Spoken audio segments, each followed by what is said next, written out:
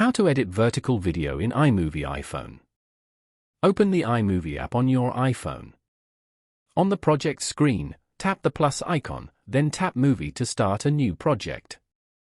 From the media browser, tap your vertical video to select it, then tap Create Movie at the bottom. Your clip appears on the timeline with a preview above, and you can play it to review.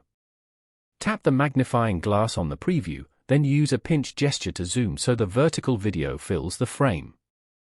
If the video appears sideways, twist with 2 fingers on the preview to rotate it upright. To trim the start or end, tap the clip once, then drag the yellow handles to set the in and out points. Tap Titles on the toolbar, choose a style, tap in the viewer, and type your text for a simple caption.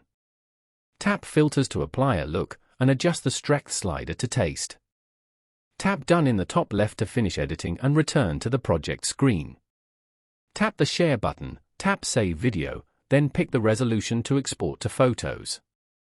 Following these steps, you can easily edit vertical video in iMovie on iPhone.